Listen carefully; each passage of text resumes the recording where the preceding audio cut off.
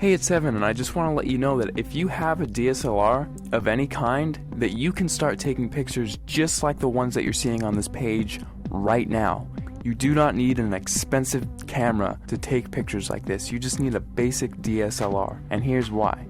A lot of people think that if they have the best gear that they can make the best photographs. Now that is completely untrue, especially if you don't have the right knowledge and creativity. If you have creativity and ideas, and you know about things like composition and light, you can make way better pictures with your camera than the photographer who doesn't know about those things but has the most expensive $20,000 camera. The camera is not important at all. See, in trick photography and special effects, you want to focus more on the creative and artistic ideas and less about the gear. The gear is just a tool. A good photographer will know how to use the basic fundamental principles of photography to take a good image with any camera. All DSLRs, they all have a manual mode, and that is what I'm going to be showing you how to use in this course to create artistic images. So if you have a DSLR in your house right now, I don't care what it is or what it's called, I'm going to show you how to use it to create really artistic images. These pictures that you're seeing right here, all of these pictures were made with a Nikon D50 camera, which if you don't know what type of camera that is, it's the first basic entry-level DSLR that Nikon released back in 2005.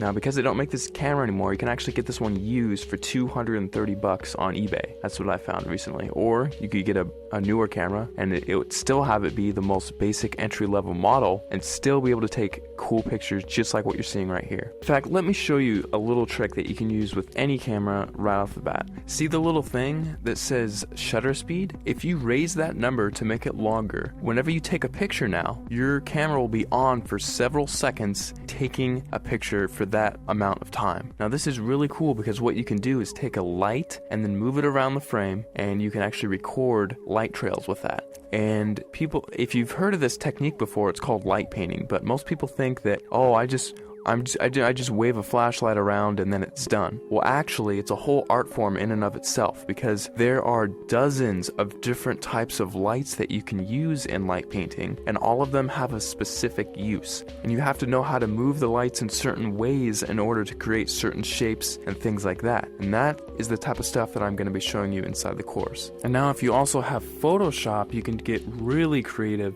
In addition to just using your camera, you can do both. We'll only be using Photoshop for about a third of everything taught inside, so if you don't have Photoshop, don't feel left out. You can still do many tricks inside of the course. For example, in this picture, I love giving this as an example because it gets a lot of people's attention and it's just funny. In this picture, I had my camera on a tripod and I was just photographing this room here. And what I did is I went down to my bank and I withdrew about $800, $871 to be exact. And then after that, I went around placing the money in different areas of the frame and then taking a picture. And then I moved the money into a different place of the frame, took another picture, and I kept repeating that process over and over again until finally it looks like I have $1 million inside of this room, which is really cool. Now, I like showing how to do this one because it's one of the simpler tricks and anyone can do it if they have Photoshop. So that's just one trick I like to show. I'll show it in much more detail inside the full course, but you don't need the latest